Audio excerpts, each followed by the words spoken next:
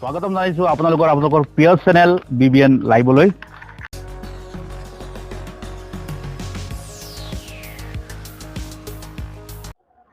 মানে আমাৰ ভাৰতবৰ্ষত 47,000 মিজেলছ ইনফেকশ্যনৰ কাৰণে এই ডেথ এটা হৈ আছে। গ্ল'বেলি হয় 1,36,000, তাৰ ভিতৰত 47,000 ডেথ ইণ্ডিয়াতে হৈ আছে।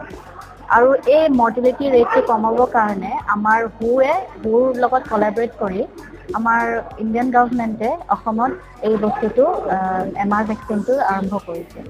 এই MR ভেকচিনটো বাহিৰৰ প্ৰত্যেকটা দেশ মানে কাণ্ট্ৰিত হৈ গৈছে, আমাৰ ইণ্ডিয়াৰে প্ৰত্যেকটা কাণ্ট্ৰিত হৈ গৈছে, এতিয়া অসমত হৈ আছে। উদ্দেশ্য হ'ল মিজেলছ যোনটো মষ্টলি 9 মান্থছৰ পৰা 15 ইয়াৰ্ছৰ বাচ্ছাৰ হয়, এইখিনি এইজ গ্ৰুপৰ ভিতৰত এই বেজীটো দিয়া হয় যাতে মিজেলছ সংক্ৰামকটো কম হওক। কাৰণ মিজেলছৰ কমপ্লিকেশ্যন হয় যোনটো হয় নিমনিয়া, ইয়াৰ ইনফেকশ্যন, এনকেফেলাইটিছ হয়, বহুত বাচ্ছাৰ মৃত্যু ঘটে।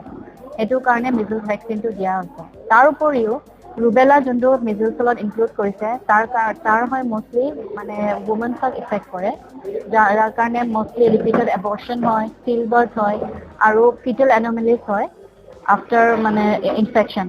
ফাৰ্ষ্ট ট্ৰাইমেষ্টাৰ মানে প্ৰথম 3 মাহ গৰ্ভত থাকোঁতে যদি মানে ৰুবেলা ইনফেক্ট কৰে, তেতিয়াহ'লে এনেকুৱা ধৰণৰ বেমাৰ হয়।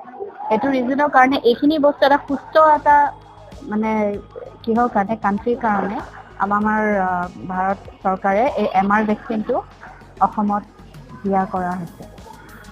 প্ৰথম কথা, প্ৰতিক্ৰিয়াটো তেনেকুৱা একো হোৱা নাই। বেমাৰ বহুত ধৰণৰ থাকে, এটা মানসিক বেমাৰ থাকে, এটা শাৰীৰিক বেমাৰ থাকে।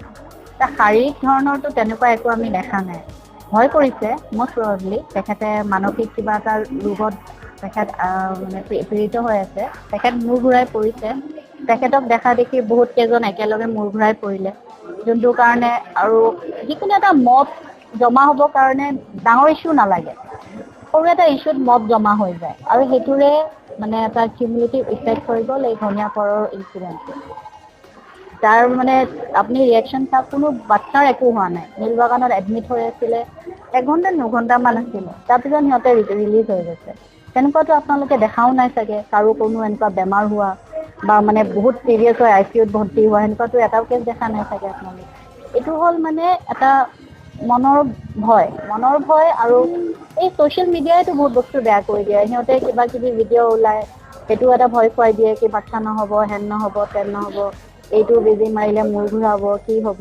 সেনেকুৱা একো নাই আৰু এইটো ৰিয়েকশ্যন সেনেকুৱা নহয়। আৰু ৰিয়েকশ্যন যদি ভাবিলোহেঁতেন, যদিহে বাচ্ছা ষ্টুডেণ্টগৰাকী ক'লহেঁতেন মোৰ গা খোজায়, মোৰ উশাহ চুটি হৈছে, মোৰ মূৰ ঘূৰাই পেলাই খালি পৰি যোৱাটো, সেইটোতো ভেকচিনৰ ৰিয়েকশ্যন তেনেকৈ ইউজুৱেলি নহয়। আৰু হ'লেও যোনটো আমাৰ AFI কিট এটা থাকে, মানে এনেকুৱা ধৰণৰ ৰিয়েকশ্যন প্ৰিভেণ্ট কৰা এটা কিট থাকে, কিটৰ আমাৰ প্ৰত্যেকটা মেনেজমেণ্ট ধুনীয়াকৈ আছে, লগে লগে মেনেজ হৈ যায় এইখিনি ৰিয়েকশ্যন। তো এইখিনি কিটৰ ব্যৱহাৰৰ পিছতো যদি তেখেতে তেনেকুৱা দেখাইছে, তেনেহ'লে আৰু ক'ব লগা একো নাই আৰু। মই অলপ আগত মিটিঙত ক'লোৱে, মানে যাৰ ধৰক বেমাৰ হৈ আছে, নিমনিয়া হৈ আছে, ডায়েৰিয়া হৈ আছে, জ্বৰ কাহ অত্যাধিক চৰ্দি হৈ আছে, বা যাৰ চেৰা চলি আছে, বা কোনো ধৰণৰ এনেকুৱা মিল্কি বেমাৰ চেমাৰ আছে, সিহঁতক ইউজুৱেলি এভইড কৰিব লাগে। আৰু দিলেও সিহঁতৰ আণ্ডাৰ ডক্টৰৰ ছুপাৰভিশ্যন দিব লাগে। আপোনালোকে এই বেজীটো ল'বলৈ ওলাই আহক। আমি আপোনালোকক এইটো কি জনাইছোঁ কি মানে আপোনালোকৰ কোনো ধৰণৰ এডভাৰ্চ ইফেক্ট এই ভেকচিনৰ পৰা নহয়, কাৰণ এইটো বহুত ছেফ ভেকচিন হয়। বহুত মানে ইয়াৰ ৰিয়েকশ্যন 97% ইফেক্টিভ হয় মিজেলছ ৰুবেলা ভেকচিন। ত' সেইকাৰণে ইয়াৰ কোনো ৰিয়েকশ্যন আমি এতিয়ালৈকে দেখা নাই। আৰু যোনটো আপোনালোকে ৰিচেণ্টলি যোনটো ইনচিডেণ্ট কৰিছে, সেইটো আপোনালোকে চাগে নিজেও চাইছে, এইটো কেনেকৈ হ'ল, গঢ়িত কেনেকৈ হ'ল, মানে গোটেই চিটুৱেশ্যনটো কেনেকুৱা হ'ল, কেনেকৈ নহ'ল।